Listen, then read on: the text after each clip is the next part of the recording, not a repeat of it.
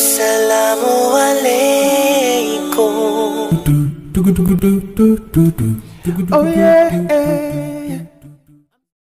এই ভিডিওতে video shoot করার পরে ভয়েস রেকর্ড করা হয়েছে, কিন্তু আগ্রহ তৈরি করার জন্য যে কথাগুলো বলা হয়েছে ওই মুহূর্তকে স্মরণ করে বলা হয়েছে। আর আমার চ্যানেলে যত ভিডিও আছে এবং ভবিষ্যতে আসবে তার মধ্যে যেই ব্যাকগ্রাউন্ড ইসলামিক নাশি শুনতে পান তার মধ্যে কোনো ইনস্ট্রুমেন্ট থাকে না, সম্পূর্ণ লালবার মুখ দিয়ে ভয়েস এডিটিং এর মাধ্যমে এই লিরিক্স এবং নাশি তৈরি করা হয়, সেটি আমার ভিডিওতে ব্যবহার করি।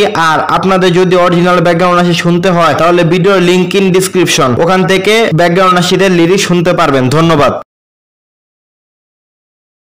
আসসালামু আলাইকুম বন্ধুরা, কেমন আছেন আপনারা? আশা করি আপনারা সবাই ভালোই আছেন। সো আজকেও হঠাৎ বন্ধুদেরকে আমি নিজে প্যারা দিয়ে একটা ট্যুরের প্ল্যান করেছি, কারণ ঈদের একটা ছুটির দিনগুলো কাজে লাগানোর চেষ্টা করেছি। তো আজকে হঠাৎ প্ল্যান করলাম মনোরঘাট যাওয়ার। তো এখন যাচ্ছি পাম্পে, ওইখান থেকে ফুয়েল লোড করে ইনশাল্লাহ আপনাদের সাথে আবার জয়েন হচ্ছি। আপনারা সঙ্গী থাকুন আমাদের।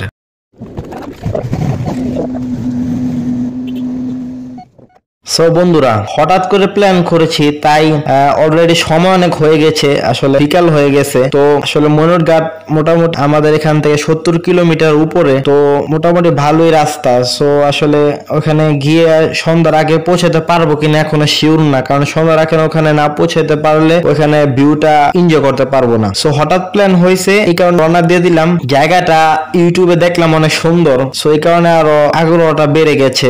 আর জায়গাটা কোনো সময় যাই নাই, তো আজকে ইনশাআল্লাহ ওইখানে যাচ্ছি। তো আপনারা সাথে থাকুন আমাদের। বন্ধুরা, মনোরঘাট যাওয়ার কয়েকটা রাস্তা আছে, কিন্তু আমরা সঠিক রাস্তা না চিনার কারণে আমরা গুগল ম্যাপের সাহায্য নেই। আর আমাদের হাতে সময় খুব কম হওয়ার কারণে আমরা আরো গুগল ম্যাপের সাহায্য নেই, কারণ গুগল ম্যাপ আমাদের সবচেয়ে শর্টকাট রাস্তাটাই দেখাবে। তো গুগল ম্যাপ আমাদেরকে যে রাস্তাটা দেখাচ্ছে, আপনার পোস্তগোলা দিয়ে মাওয়া এক্সপ্রেস হয়ে উঠে ওইখান দিয়ে আবার একটা ডাইনে যেতে হবে একটা রাস্তা, তো ওই রাস্তা আমাদের দেখাচ্ছে। তো আমরা ওই রাস্তায় চুজ করলাম। আর আমাদের আগে থেকে প্ল্যান ছিল আমরা মাওয়া এক্সপ্রেস ওয়ে দিয়ে যাব, কারণ বর্তমান সময় বাংলাদেশের সবচেয়ে সুন্দর রাস্তা বলা চলে মাওয়া এক্সপ্রেস ওই রাস্তাটা। তো এই কারণে আর ইচ্ছাটা বেশি। বন্ধুরা, বিশ্বাস করেন, এর আগেও আমি ওই রাস্তায় যখন গেছি তখন বাইকের ব্রেকিং পিরিয়ড ছিল, তো 5000 RPM এর বেশি বাইক রাইড করা যেত না। আর 5000 RPM এ বাইকের স্পিড আনুমানিক করতো 70 কিলোমিটার। এর বেশি স্পিড উঠালে বাইকের জন্য ক্ষতিকর হতো, তাই এর বেশি স্পিড উঠাই নাই। কিন্তু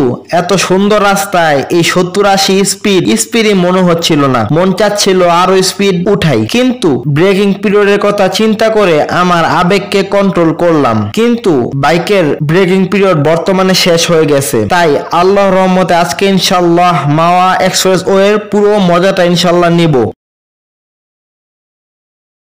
বন্ধুরা, আমরা পোস্তগোলা ব্রিজের উপর দিয়ে যাচ্ছি। এই ব্রিজই কয়েকদিন আগে উদ্ধারকারী জাহাজের আঘাতে ক্ষতিগ্রস্ত হয়, আবার কিছু সময়ের জন্য ব্রিজ বন্ধ রাখা হয়েছে, কিন্তু পরবর্তীতে আবার ব্রিজ খুলে দেওয়া হয়েছে। আর এই ব্রিজ সম্পর্কে আরো একটি বিষয় হলো, এত ছোট আর এত পুরনো ব্রিজ হওয়া সত্ত্বেও এই ব্রিজ পার হইতে বাইক প্রতি ব্রিজের টোল দিতে হয় 15 টাকা করে। কিন্তু বন্ধুরা, আপনারা যদি লক্ষ্য করেন, বাংলাদেশের সবচেয়ে বড় ফ্লাইওভারের মধ্যে একটা অন্যতম ঢাকার মেয়র মোহাম্মদ হানিফ ফ্লাইওভার, এত বড় ফ্লাইওভার হওয়া সত্ত্বেও ওই ব্রিজের বাইক প্রতি টোল তারা 10 টাকা করে নেয়। কিন্তু এই ব্রিজ এত ছোট ব্রিজ হওয়া সত্ত্বেও এই ব্রিজের বাইক প্রতি তারা 15 টাকা করে টোল নেয়। আসলে কি আর বলার বন্ধুরা।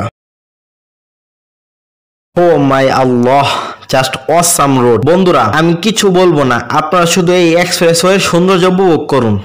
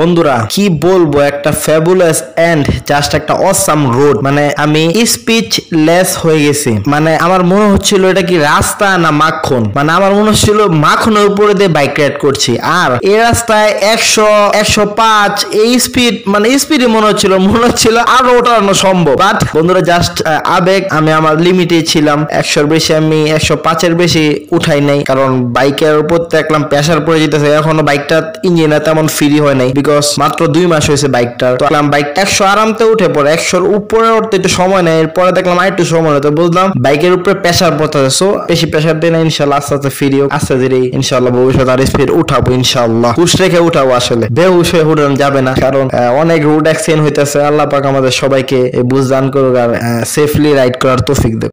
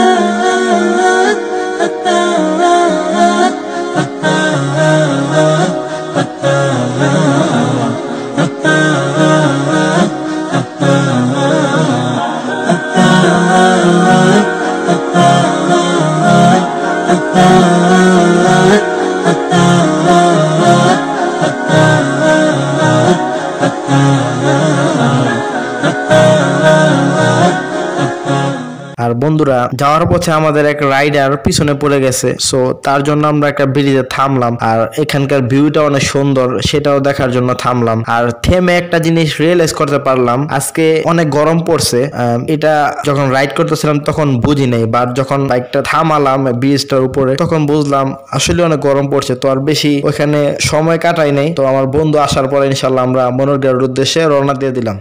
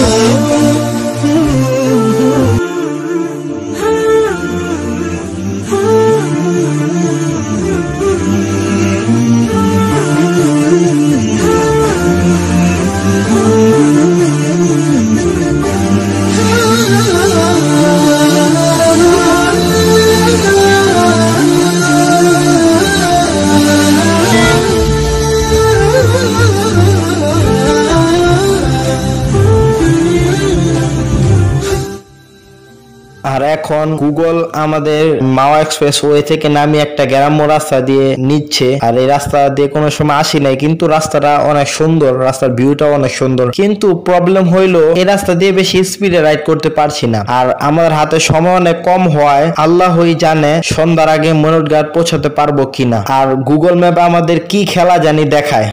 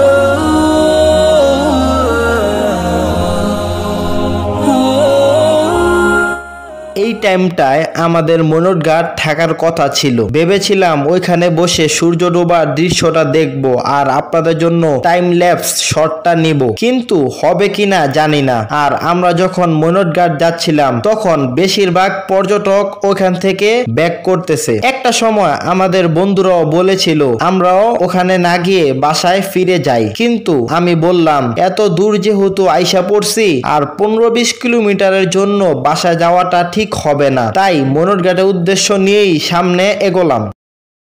আর আরেকটা ব্যাপার নোট করলাম, মনোট ঘাটের দূরত্ব আমার বাসা থেকে আনুমানিক 70 কিলোমিটারের মতো, কিন্তু গুগল ম্যাপ আমাদের প্রায় 90 থেকে 100 কিলোমিটার ঘুরিয়ে নিছে। এই কারণে আমরা সন্ধ্যার আগে মনোট ঘাট পৌঁছাতে পারবো কিনা জানি না। আর মনোট ঘাটের সৌন্দর্য দেখতে হলে সন্ধ্যার আগে আসতে হবে।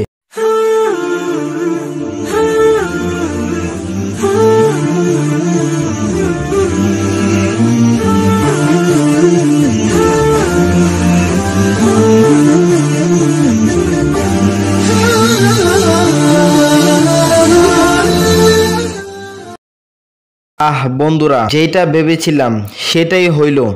মনোট ঘাট আস্তে আস্তে আমাদের প্রায় সন্ধ্যা হয়ে গেল। ফাইনালি আইসা পড়লাম মনোট ঘাট, কিন্তু দুঃখের বিষয় হলো আমাদের আস্তে আস্তে অনেক লেট হয়ে গেছে, সন্ধ্যা হয়ে গেছে, তাই এখানকার ভিউটা দেখতে পারলাম না। তারপরও জায়গাটা সুন্দর আর এখানে অনেক খাবারের হোটেল আছে। মোটামুটি এখানে সব রকমারই খাবারই পাওয়া যায়, তো আপনারা এসে ট্রাই করতে পারেন। আর আমরা এখানে হালকা পাতলা কিছু খাবার খেয়ে আমরা বাসার উদ্দেশ্যে রওনা দেব। তো বন্ধুরা, এতক্ষণ আমাদের সাথে থাকার জন্য হৃদয়ের অন্তঃস্থল থেকে শুকরিয়া। তো ইনশাআল্লাহ দেখা হবে অন্য কোনো প্রান্তে, অন্য কোনো সফরে, অন্য কোনো জায়গায়। ততদিন পর্যন্ত আপনারা ভালো থাকুন, সুস্থ থাকুন, এই দোয়াই কামনা করি। আল্লাহ হাফেজ।